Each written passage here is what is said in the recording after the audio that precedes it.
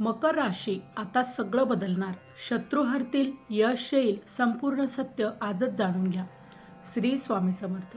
आज आपण मकर राशीबद्दल एक अत्यंत महत्त्वाचा आणि हृदयस्पर्शी विषय घेऊन आलो आहोत. मकर राशीने जे दिवस सोसले, जे भोगले आणि आता जे सुवर्ण दिवस येत आहेत, त्यांची संपूर्ण कथा आज इथे उलगडणार आहे. मकर राशीतील प्रत्येक व्यक्तीमध्ये एक जन्मजात ताकद असते, संकटाला सामोरे जाण्याची, अंधारातही वाट शोधण्याची आणि स्वप्नांसाठी अखंड झुंजत राहण्याची. पण याच ताकदीमुळे जगाला अस्वस्थता येते आणि म्हणूनच मकर राशीच्या वाटेवर सर्वाधिक अडथळे येतात, तेही जवळच्याच माणसांकडून.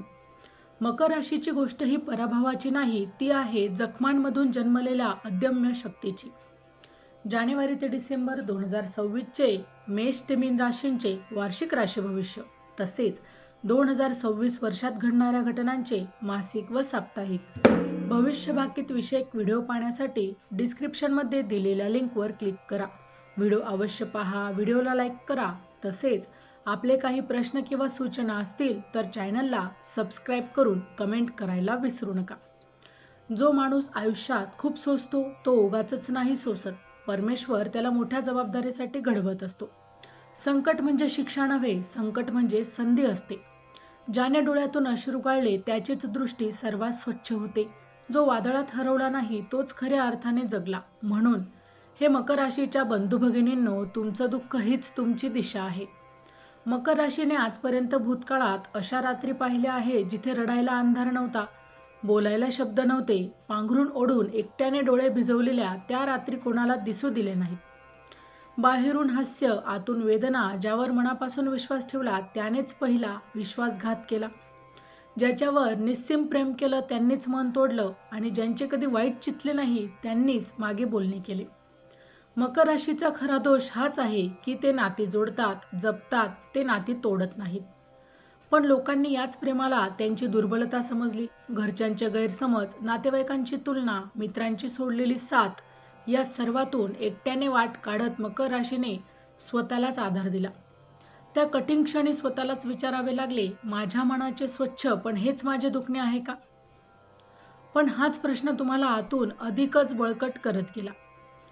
चॅनलवर येणाऱ्या प्रत्येक अपडेटसाठी आमच्या वेदभविष्याचा या व्हॉट्सअप चॅनलला फॉलो करा. चॅनलची लिंक ही डिस्क्रिप्शनमध्ये दिलेली आहे.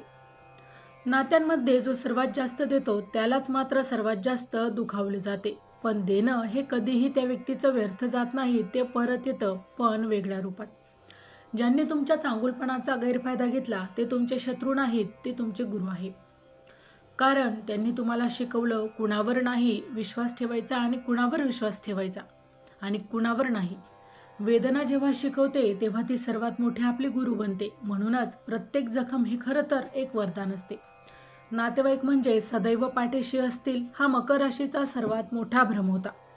काही नातेवाईक तुमच्या यशाने आनंदित होत नाहीत, उलट तुमच्या यशाने ते अस्वस्थ होतात. कारण तुमचा सरळ मार्ग त्यांच्या वाकड्या विचारांना आरसा दाखवतो.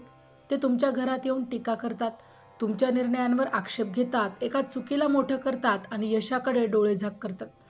तुमचा आत्मविश्वास त्यांना खटकतो, तुमची प्रामाणिकता त्यांना अस्वस्थ करते आणि तुमची उंच भरारी त्यांना असहाय्य करते.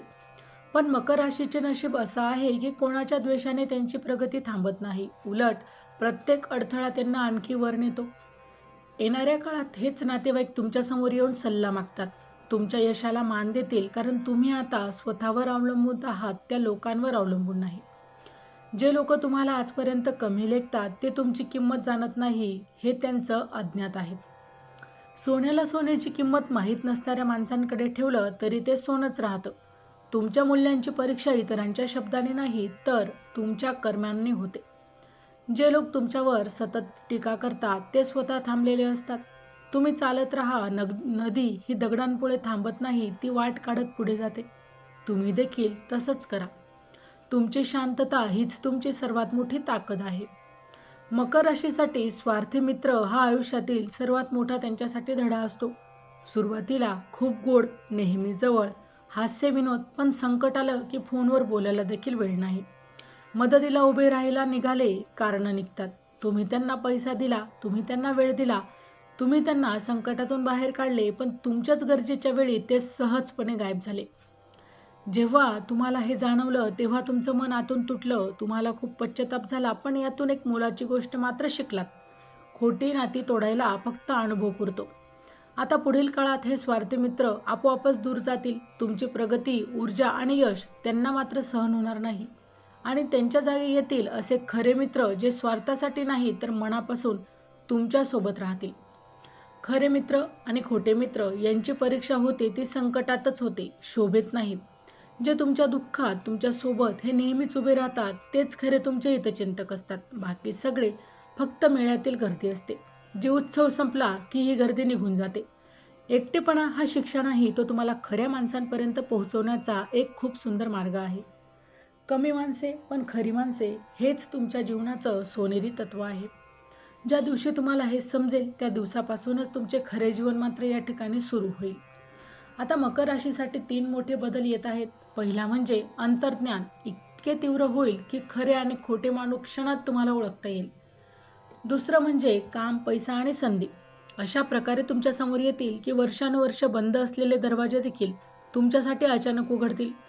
तिसरा, आत्मविश्वासाचा नवा जन्म होईल. तुम्ही जगासमोर आधीपेक्षा अधिकच धैर्यवान, ताकदवान आणि शांत रूपात दिसणार आहात. मकर राशीने भोगलेले दिवस म्हणजे शिक्षा नव्हती, ती होती तयारी. जगाने तुमच्या वाटेवर काटे टाकले नाहीत, ते तुमचे पाय मजबूत करत होते.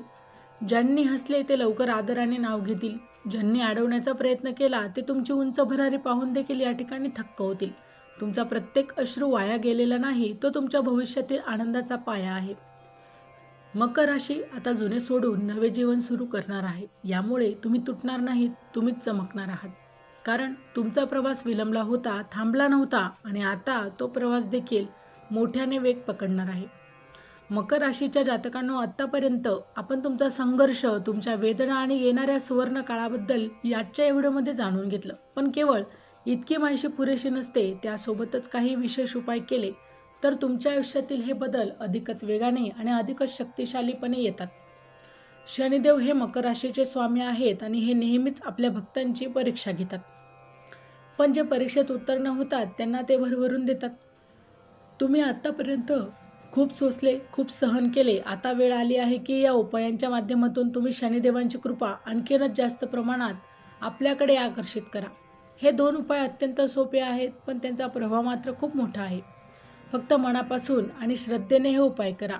तर मकर राशीच्या मंडळींनो, हे 2 उपाय नक्की लक्षात ठेवा. यात पहिला उपाय आहे शनिवारी शनिदेवाची उपासना. मकर राशीचे स्वामी शनिदेव आहेत, त्यामुळे दर शनिवारी सकाळी स्नान करून स्वच्छ काळे कपडे व निळ्या रंगाचे वस्त्र परिधान करा आणि शनिदेवाच्या मूर्तीसमोर किंवा पिंपळाच्या झाडाखाली तिळाच्या तेलाचा दिवा लावा. ओम शनिश्चराय नमः हा मंत्र 108 वेळा जपा आणि शक्य असल्यास एखाद्या गरजू माणसाला काळे तीळ किंवा काळे वस्त्र दान करा.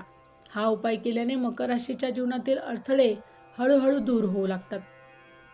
नोकरी, व्यवसाय, प्रगती सुरू होते आणि शत्रूंचा पराभव देखील कमी होतो.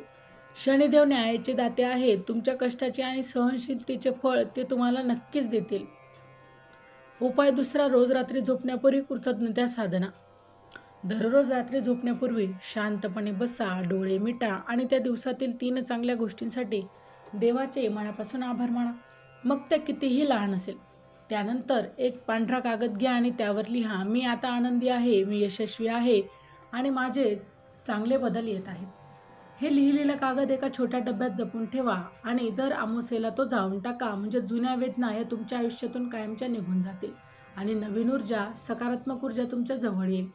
हा उपाय मकर राशीच्या मनातील नकारात्मक विचार दूर करतो, आत्मविश्वास वाढवतो आणि ब्रह्मांडाकडून सकारात्मक शक्ती देखील आकर्षित करतो.